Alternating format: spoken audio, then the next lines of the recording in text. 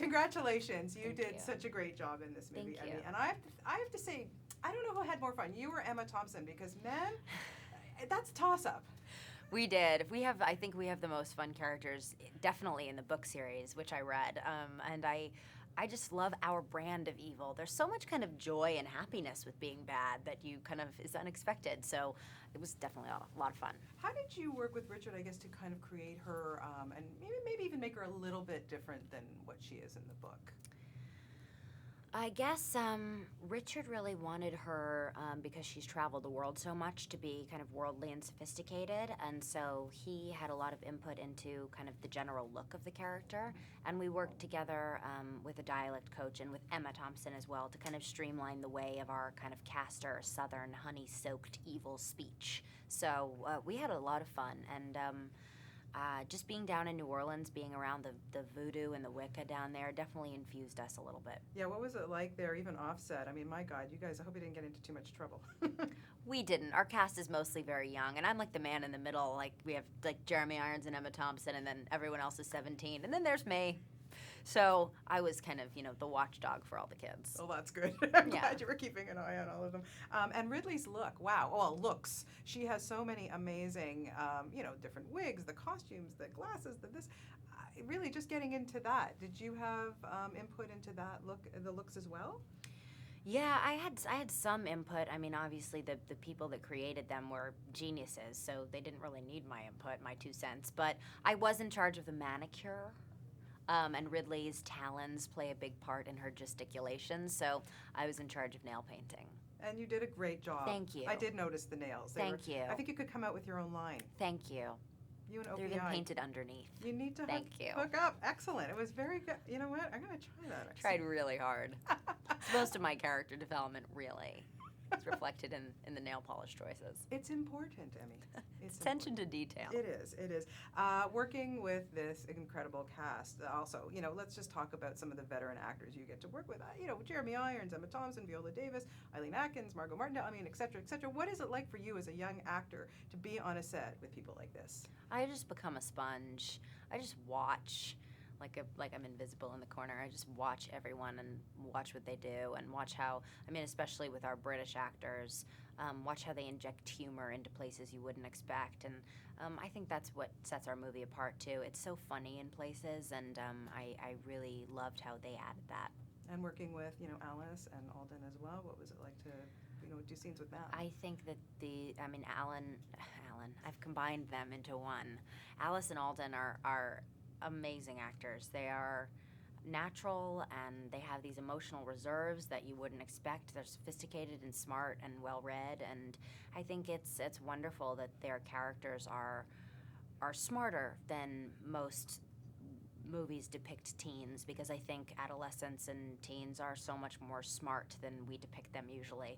And these are kids who are into Bukowski and into reading and into traveling the world, and I think that that's really cool. Yeah. What do you think it is about the book that have created such a fan base?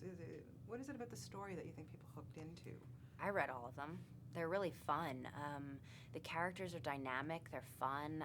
It's adventurous, and you're really drawn into how much it's narrated from the boy's point of view, and he is in love with this woman who has all this power. So I think it's kind of a role reversal, because you see the women in this Duquesne family, my evil character included, are the most powerful women in the whole world, and you're seeing them rescue the men.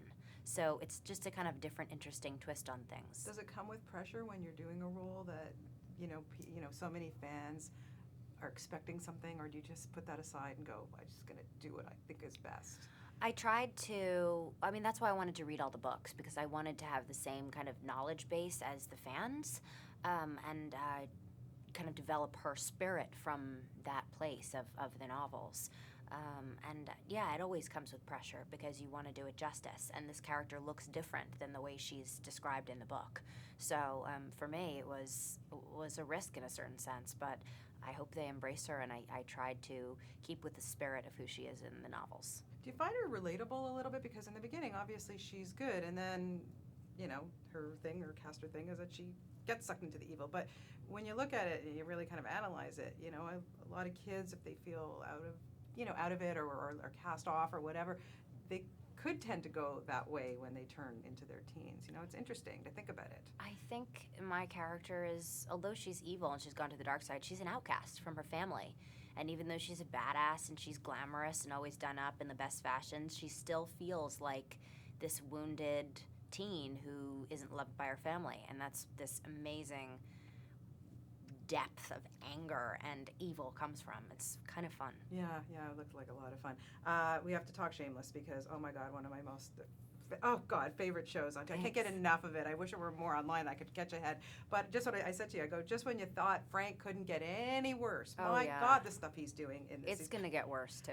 How do you must have so much fun and just working with the actors that play your brothers and sisters, and just it must be a joy to work on that show. It is. Getting good material, getting to develop this character over a long period of time, getting to kind of probe the depths of this family's weird psyche is so fun, and all the kind of weird stuff that we get into and the weird situations, and I think that the season's going to go in a really interesting way. Working with our Canadian boy, Justin Chatwin. I know. Having fun with him. I love him. He's like my brother and my best friend, and I just adore him. He's the best. Yeah, it's great. Keep up the good work on that show. I love it. Thank you. And you just released an album this week, Sentiment. Yes. It's wonderful. I got Thank a you. chance to listen to a few tracks.